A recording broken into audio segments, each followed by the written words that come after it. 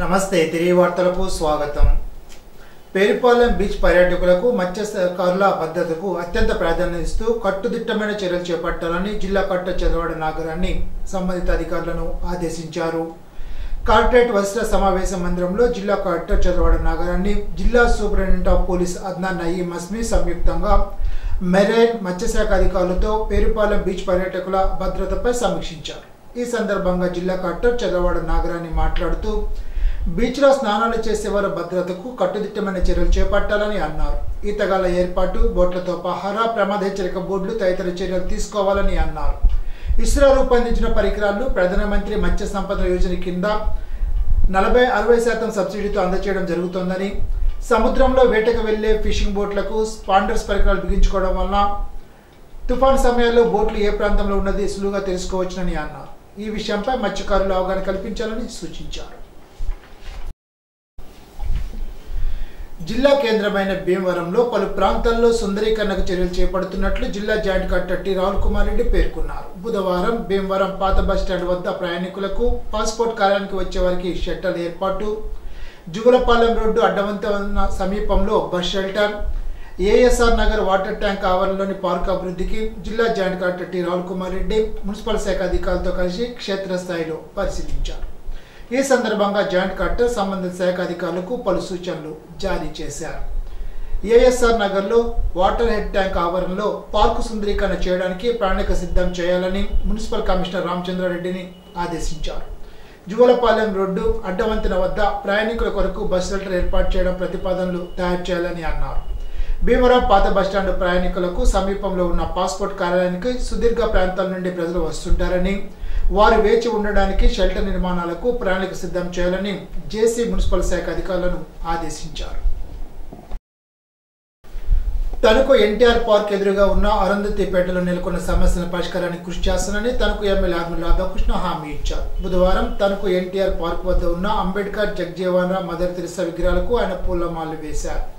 అరుంధతీయ యువజన సంక్షేమ సంఘం ఏర్పాటు చేసిన సమావేశానికి ఎమ్మెల్యే హాజరయ్యారు. ఈ సందర్భంగా శిథిలావస్థకు చేరిన కమ్యూనిటీ హాల్ భవనం, చెరువును, శ్మశానాన్ని ఆధునీకరించాలని, ఆరోగ్య కేంద్రాన్ని ఏర్పాటు చేయాలని, ఇళ్ల స్థలాలు మంజూరు చేయాలని కోరుతూ సంక్షేమ సంఘ అధ్యక్షులు రాజ్ కుమార్ ఎమ్మెల్యే రాధాకృష్ణకు వినతి పత్రాన్ని అందజేశారు. ఈ సందర్భంగా ఎమ్మెల్యే మాట్లాడుతూ ఈ ప్రాంత సమస్యలను ప్రభుత్వపరంగా పరిష్కరించేందుకు కృషి చేస్తానని చెప్పారు. ఎమ్మెల్యేను భారీ గజమాలతో సత్కరించారు. కార్యక్రమం మల్లిపూడి జగ్జీవన్, ఉందుర్తి రాజ్ కుమార్, అబ్బదాసరి లాజర్, చంద్రవాడ నాని, ఉండాజోరపు దానకుమార్, డిసిపో రామకృష్ణ, కారుమంచి మిత్ర తదితరులు పాల్గొన్నారు.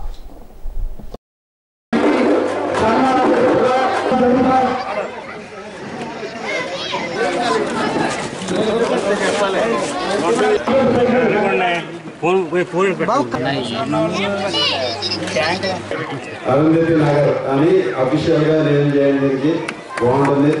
చక్కగా ఎంతో ఉత్సాహంగా ఈ కార్యక్రమాన్ని ఏర్పాటు చేసి ఈ స్థానిక సమస్యలన్నింటినీ కూడా నా దృష్టికి తీసుకురావడంతో పాటుగా భవిష్యత్తులో ఏ విధంగా ఈ కాలనీలన్నీ కూడా అభివృద్ధి చేయాలనే ఆలోచనతో ఈ సమావేశాన్ని నిర్వహించారు. ఈ సమావేశం ద్వారా నా దృష్టికి తీసుకొచ్చినటువంటి వాటిని కూడా తప్పనిసరిగా పరిశీలన చేసి ఇక్కడ కమ్యూనిటీ హాల్ కూడా ఉంది.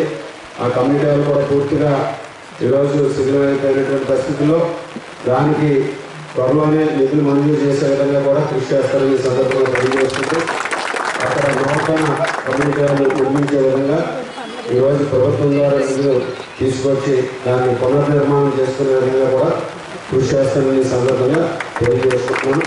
అలాగే ఇక్కడ ఉన్నటువంటి రైల్వే సమస్యలు కానీ, చెరువు సమస్య కానీ వీటన్నిటినీ కూడా బయలు గ్రౌండ్ కానీ అన్నిటికీ కూడా 1 by 1 అన్ని సమస్యలు మీ అందరి సహకారంతో మనందరం కూడా ఒక టీముగా అభివృద్ధి ధ్యేయంగా పనిచేస్తూ పార్టీలకు అతీతంగా ఈ నగర్ని, అరుంధతి నగర్ని అభివృద్ధి చేస్తున్నామని సందర్భంగా మీ అందరికీ కూడా తెలియజేసుకుంటూ మన అభివృద్ధి చేసినటువంటి మనమందరం కూడా ఏదైనా ఫంక్షన్ చేసుకోవాలన్నా, శుభకార్యం చేసుకున్నా సరే ఇబ్బంది చుట్టుపక్కల ప్రాంతాలు బయలుదేరి ఒకసారి నాకు సంస్థలు కమిటీ విషయంలో గ్రహించి ఆ కమిటీ కలిసి అదొక బాత్రూమ్స్ లో కంప్లీట్ మధ్య నిర్మాణాన్ని సరైన కట్టాలని చెప్పేసి ఆయన కోరుకుంటున్నా.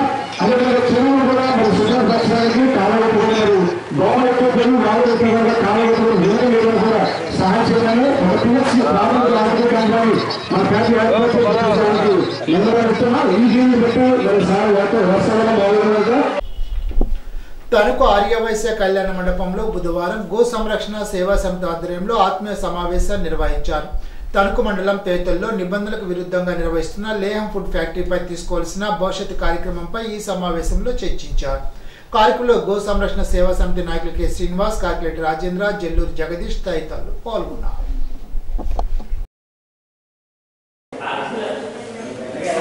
పర్యావరణము, అన్ని రకాలైన పంటలు, భూమి యొక్క విలువ ఇవన్నీ చూస్తే కనుక ప్రపంచంలో ఉత్తమ స్థానానికి వస్తుంది. ఇది ఉభయ గోదావరి జిల్లాలో. ఈ జిల్లాలో నుంచి అటు తుంగభద్ర కావచ్చు, ఇటు నాగపూర్ కావచ్చు, అలాగే మన మేధాశక్తి అనేది ప్రపంచవ్యాప్తంగా విస్తరించడం కావచ్చు, అటు పెన్నా నది కావచ్చు, ఎక్కడెక్కడైతే వ్యవసాయానికి అనువుగా లేని భూమి కూడా వెళ్ళి ఇక్కడి నుంచి రైతులు వెళ్ళి అక్కడంతా కూడా సాగు భూమి తయారు చేసిన ప్రాంతం మన ప్రాంత ప్రజలు. అటువంటి ప్రాంతాన్ని మనం రేపొద్దున రాబోయే రోజుల్లో బీడు భూమిగాను, అది ఒక హింసాత్మకమైన రణరంగంగాను మారబోయే ప్రమాదం ఉంది. అంచేది కాబట్టి ఇదే తాత్కాలికంగాను చిన్నదిగానే మాత్రం మీరు అనుకోవద్దు. తస్మాత్ జాగ్రత్త. తక్షణమే ఈ నిమిషమే మీరు రికార్డ్ చేసుకోండి, మీరు రిపోర్ట్ చేయండి. నేను ఈ సమస్యను తీరే వరకు నేను ఇంత సమయం ఇస్తాను, 24 గంటలు ఇస్తాను, మీతో పాటు కలిసి నడుస్తాను అనేవాళ్ళు మీ సమయం మీరు ఏ రూపంలో కాదు ఆ రూపంలో, ధన రూపంలోనా, సమయ రూపంలోనా, సహకార రూపంలోనా, పరిచయ రూపంలోనా, ప్రచారం రూపంలోనా, ఏ రూపంలో కలిగితే మీ వనరులు, మీ శక్తి, మీ యుక్తి, మీ సమయం ఏ రకంగా మీరు అందించగలిగితే ఆ రకంగా అందించడానికి ప్రతి ఒక్కరూ కూడా జిల్లా వ్యాప్తంగా కాదు దేశవ్యాప్తంగా, అది స్వామీజీలు కావచ్చు, మఠాధిపతులు కావచ్చు, పీఠాధిపతులు కావచ్చు, ప్రవచనకారులు కావచ్చు, రైతులు కావచ్చు, విద్యార్థులు కావచ్చు, మహిళలు కావచ్చు, ఎవరైనా సరే ప్రతి ఒక్కరు కూడా మీ స్థాయిలో ఆలోచించి దీని మీద అందరం కూడా నడుం కట్టి, ఇది మన కుటుంబం, మన సమస్య ఒకటే కాదు, మనకు మాత్రమే కాదు, రాబోయే తరాలందరికీ కూడా ఇది చాలా ప్రమాదకరమైంది. ఈరోజు ఆల్రెడీ పాలు గురించి చెప్పాను, కలుషితమైంది అని చెప్పి. భూమి కలుషితమైంది, నీరు కలుషితమైంది, గాలి కలుషితమైంది. రోజుకి 7 లక్షల లీటర్లు నీళ్లు వాడుతున్నాడు వాడు. రోజుకి 7 లక్షల లీటర్లు అంటే సుమారు ఒక 3 మండలాలు వ్యవసాయం చేసే నీరు ఒక్కరోజు వాడుతున్నాడు. ఏమవుతుంది? భూగర్భ జలాలు మళ్ళీ అది ఎక్కడికి వెళ్తున్నాయి? కలుషితమై ఆ నీరు, వాడిన నీరు అంతా కలుషితంగానే మారుతుందిగా. వాడు నీళ్ళైతే పంప్ చేయడుగా, మళ్ళీ ఈ నీళ్ళు ఎక్కడికి మారుతుంది? మళ్ళీ మన తాగునీరులోనూ జలాశయాల్లోనే మారుతుంది.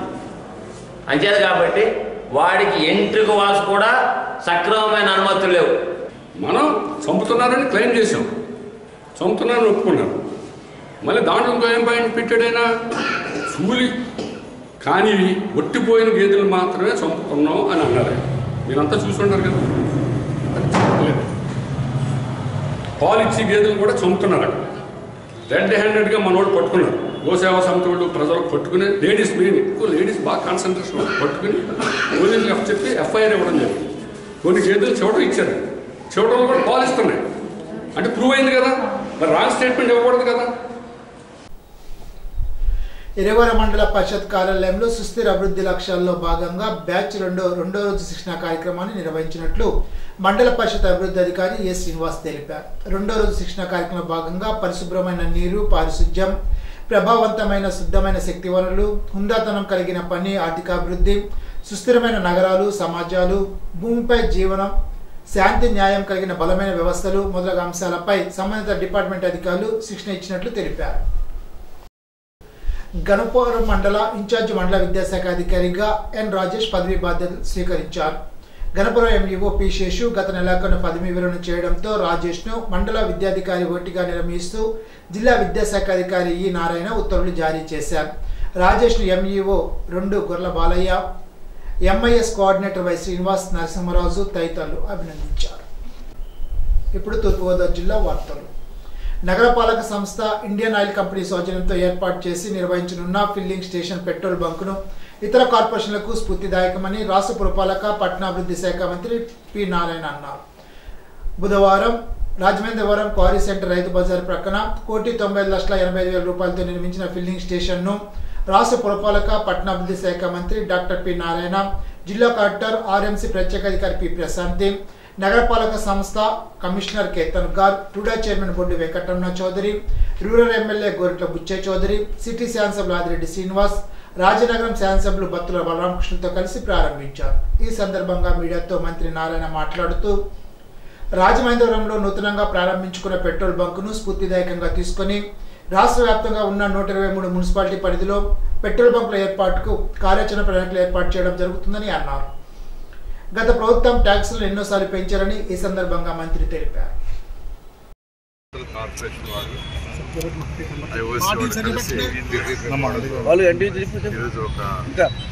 పెట్రోల్ బంక్ యాక్చువల్గా ఈరోజు ఇనాగరేషన్ చేయడం జరిగింది. మున్సిపల్ కమిషనర్ గారిని ప్రత్యేకంగా అభినందిస్తున్నాను.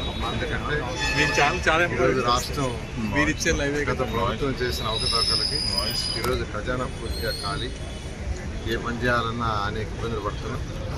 అయితే మా ముఖ్యమంత్రి గారు కొన్ని అపారంతో ఈరోజు ఇన్కమ్ని ఏ విధంగా జనరేట్ చేయాలి, ప్రజల మీద భారం మోయకుండా గత ప్రభుత్వం చేసినట్టు ఇష్టం వచ్చినట్టు ట్యాక్స్లు పెంచకుండా. ఎందుకంటే 2014-19 దాకా నేనే మున్సిపల్ శాఖ మంత్రిని. ఒక్క పైసా అంటే ఒక్క పైసా పెంచాల. కానీ గత ప్రభుత్వం ఎన్నోసార్లు పెంచింది. పెంచిన పని దాన్ని సక్రమంగా చేసినట్టు అది చేయాల, అన్నీ అవకతవకలే. 15th పైన కూడా ఇష్టం వచ్చినట్టు డైవర్ట్ చేసింది. 3,200 కోట్లు సిఎఫ్ఎంఎస్లో మున్సిపల్ ప్రజలు కట్టిన ట్యాక్సుల ద్వారా కట్టిన ఇంటి పన్ను కావచ్చు, వాటర్ ట్యాక్స్ కావచ్చు, టౌన్ ప్లాన్ కావచ్చు, మొత్తం సిఎఫ్ఎంఎస్ పాటు అది మున్సిపాలిటీస్ ఇవ్వకుండా ఇష్టం వచ్చినట్టు వాడేశారు. అయితే ఈ ప్రభుత్వ రంగానే ఒక ఇన్స్టాల్మెంట్ ఏదైతే 15th ఫైనాన్స్ ఇవ్వటం జరిగింది, ఇంకొక ఇన్స్టాల్మెంట్ కూడా ఇవ్వబోతున్నారు. ఈ నేపథ్యంలో ఇక్కడ ఈ యొక్క రాజమహేంద్రవరంలో రాజమహేంద్ర మున్సిపల్ కార్పొరేషన్లో అటు ప్రజాప్రతినిధులు ఎమ్మెల్యే గారు మరియు మున్సిపల్ కమిషనర్ గారు అందరూ కలిసి వాళ్ళొక సైట్ని యాక్చువల్గా ఇండియన్ పెట్రోల్ కార్పొరేషన్ వాళ్ళతో టైఅప్ చేసుకొని సైట్ వాళ్ళు ఇచ్చారు. ఎస్టాబ్లిష్మెంట్ మొత్తం యాక్చువల్గా 1,95,85,85,000 1,95,85,85,000ని వాళ్ళు ఎస్టాబ్లిష్మెంట్ పెట్టారు ఇక్కడ. అంతేకాని ₹1 కోటి మున్సిపల్ కార్పొరేషన్కి నాన్ రీఫండబుల్ డిపాజిట్ అంటే మున్సిపల్ కార్పొరేషన్కి ఇచ్చారు. అంతేకాకుండా స్టాక్ వాళ్ళే లోడ్ చేస్తారు, దాని మీద లీటర్ కింద కమిషన్ ఇస్తారు. సుమారుగా నెలకి ట్రేడ్ సేల్స్ 3 లక్షలు సుమారుగా ఉంటుంది ఎస్టిమేట్ చేస్తున్నారు. డ్రై లైన్లో చేశారు, డ్రై లైన్లో ఒక 60,000 వచ్చింది. దీని మీద యాక్చువల్గా రాబోయే రోజుల్లో మున్సిపల్ కార్పొరేషన్కి ఈ ఇచ్చిన 1 crore డిపాజిట్ కాకుండా నాన్ రీఫండబుల్ రెగ్యులర్ ఇన్కమ్ వస్తుంది. తూర్పుగోదావరి జిల్లా కలెక్టరేట్ భవన ప్రాంగణంలో రాజమహేంద్రవరం అర్బన్ అసెంబ్లీ నియోజకవర్గ స్కిల్ హబ్లో ఆంధ్రప్రదేశ్ రాష్ట్ర నైపుణ్యాభివృద్ధి సంస్థ ఆధ్వర్యంలో నేషనల్ అకాడమీ ఆఫ్ కన్స్ట్రక్షన్ ద్వారా 18 నుండి 45 సంవత్సరాల వయోపరిమితి గల ఔత్సాహిక యువతకు హెల్పర్ ఎలక్ట్రీషియన్ వృత్తి శిక్షణ ద్వారా ఉపాధి అవకాశాలను కల్పించేందుకు శిక్షణ తరగతులు ప్రారంభం కానున్నాయని నాక్ అసిస్టెంట్ డైరెక్టర్ జున్నూరు రాజు, జిల్లా నైపుణ్యాభివృద్ధి సంస్థ urban skill hub coordinator N Raja college సంయుక్తంగా బుధవారం ఒక ప్రకటనలో తెలిపారు. ఆదాయం లేకుండా నగరపాలక సంస్థలు, పురపాలక సంఘాలు స్వీయ ఆర్థికాభివృద్ధి సాధ్యం కాదన్నది వాస్తవమని, ఆ మేరకు వాస్తవికతను అనుసరించి చర్యలు తీసుకోవాలని, ఎవరిని ఇబ్బందులకు గురి చేయవద్దునని రాష్ట్ర పురపాలక పట్టణాభివృద్ధి శాఖ మంత్రి పి నారాయణ పేర్కొన్నారు. బుధవారం రాజమహేంద్రవరం నగరపాలక సంస్థ కార్యాలయంలో ఆర్ఎంసీకి చెందిన కార్యాచరణ ప్రణాళిక 2027 గోదావరి పుష్కరాల నేపథ్యంలో రూపొందించిన ముందస్తు ప్రణాళికలపై collector P Prashanthi, RUDA chairman, స్థానిక శాసనసభ్యులు, మున్సిపల్ కమిషనర్లతో సమక్షంలో సమీక్ష నిర్వహించారు. ఈ సందర్భంగా మంత్రి పి నారాయణ మాట్లాడుతూ నగరపాలక సంస్థ పరిధిలో ప్రతిపాదించిన పనులు, ఇంకా చేపట్టవలసిన పనులు, త్రాగునీరు, డ్రైనేజ్ వ్యవస్థ, పన్నుల వసూల పురోగతి తదితర అంశాలపై సమీక్ష నిర్వహించడం జరిగిందని తెలిపారు. సంవత్సరం కూడా ఒక్క పైసా కూడా ట్యాక్స్ పెంచలేదు. కానీ గత ప్రభుత్వం ఎన్నోసార్లు పెంచేసింది. కానీ ఆ ప్రభుత్వంలో నేను చేసింది ఏంటంటే ఆ రోజు 1,500 కోట్ల ట్యాక్స్, ఎన్ని ట్యాక్స్లు కలిసి రాష్ట్రానికి ఎక్కడైతే లీకేజీలు ఉన్నాయో, లీకేజీలు అంటే కొందరు బిల్డింగ్లు కట్టేసి అసలు అసెస్మెంట్ చేయకుండా ట్యాక్స్లు కట్టడం ఉన్నారు. కొందరు ట్యాప్ కనెక్షన్స్ చేసుకొని దానికి ట్యాక్స్ డబ్బులు కట్టకుండా ఉన్నారు.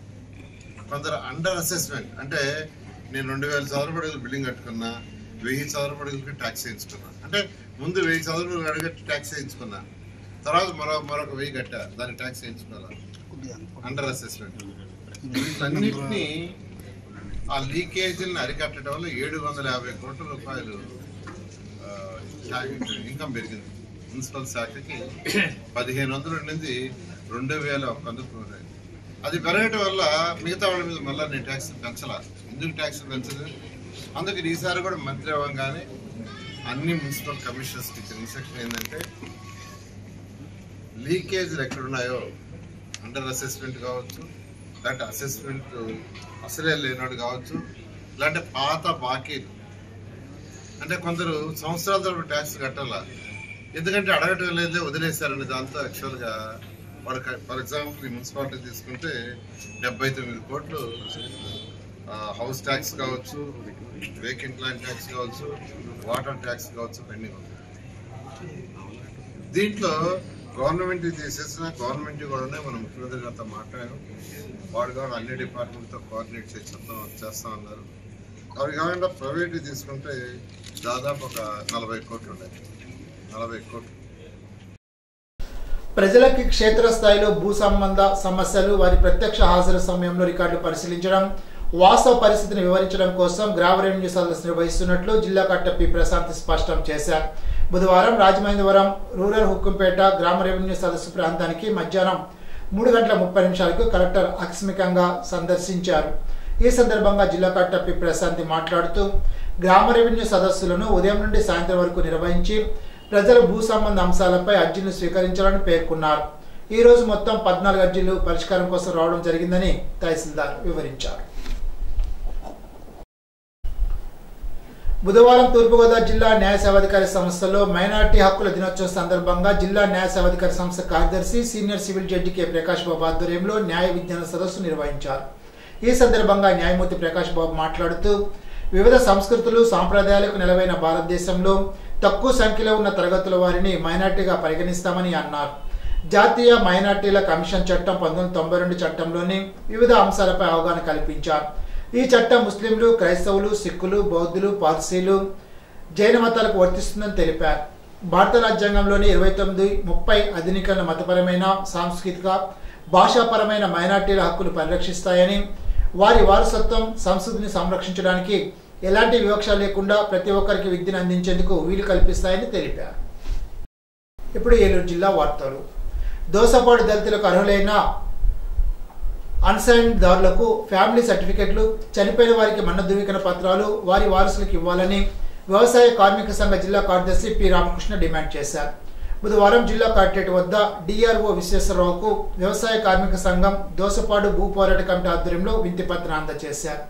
ఈ సందర్భంగా రామకృష్ణ మాట్లాడుతూ, దోసపాడులో దళితులు, పేదలు గత 2 సంవత్సరాల పైగా వారి అసెండ్ సీలింగ్ భూములు పంచాలని, ఆక్రమించుకున్న ఆక్రమణదారుల నుండి వారికి రక్షణ కల్పించాలని, భూముల్లో సాగుకు అవకాశం కల్పించాలని పోరాడుతున్నా మండల రెవెన్యూ అధికారులు పట్టించుకోవడం లేదని అన్నారు. తాతలు, తండ్రులు చనిపోతే వారికి వారసులుగా ఉన్న తమకు చనిపోయిన వారి మన్న ధృవపత్రాలు, ఫ్యామిలీ మెంబర్ సర్టిఫికేట్స్ ఇవ్వకుండా పేదలను ఇబ్బందులు గురి చేస్తున్నారని ఆవేదన వ్యక్తం చేశారు. ఈ సందర్భంగా డిఆర్ విశ్వేశ్వరరావు మాట్లాడుతూ, ఈ సమస్య మండల తహసీల్దార్ దృష్టికి తీసుకువెళ్తానని, వారి చేత పని జరిగేలాగా మీకు న్యాయం జరిగేలా చూస్తానని హామీ ఇచ్చారు. కార్యక్రమంలో జిల్లా కమిటీ సభ్యులు అంతగాని ఆనందరావు, డి నాగేంద్రతో పాటు పోరాట నాయకులు రాజు, భూషణం, లక్ష్మి, మాణిక్యం, లక్ష్మి తదితరులు పాల్గొన్నారు. పెంచిన విద్యుత్ ఛార్జీలు, ట్రూ ఆఫ్ ఛార్జీలు తక్షణం తగ్గించాలని, స్పాట్ మీటర్ బిగింపు ఆపాలని డిమాండ్ చేస్తూ సిపిఎం ఆధ్వర్యంలో పెదపాడులోని బండ్లతూమ్ సెంటర్ వద్ద విద్యుత్ బిల్లులు దానం చేసి బుధవారం సాయంత్రం నిరసన వ్యక్తం చేశారు. పెంచిన విద్యుత్ ఛార్జీలు తగ్గించాలని, ఆదానితో విద్యుత్ ఒప్పందాలు రద్దు చేయాలని నినాదాలు చేశారు. ఈ సందర్భంగా సిపిఎం జిల్లా కార్యవర్గ సభ్యులు కె శ్రీనివాస్ మాట్లాడుతూ, విద్యుత్ ఛార్జీల భారం ప్రజలపై వేయడం వల్ల పేద, సామాన్య, మధ్యతరగతి ప్రజలు ఇబ్బందులు పడుతున్నారని ఆవేదన వ్యక్తం చేశారు. కార్యక్రమంలో సిపిఎం శాఖ కార్యదర్శి గుండపనేని సురేష్, నాయకులు లింగం కృష్ణారావు, షేక్ కరీముల్లా, రెడ్డి లక్ష్మణరావు, సిపిఐ నాయకులు గన్న వెంకట్రావు తదితరులు పాల్గొన్నారు. ఈనాటి బంగారు మాట. జీవితానికి కొలమానం డబ్బు కాదు, సంతృప్తి, సంతోషం. భర్తృహరి. ఈ వార్త ఇంతటితో సమాప్తం. తిరిగి బిజినెస్ లో కలుసుకుందాం. అంతవరకు సెలవు. నమస్కారం.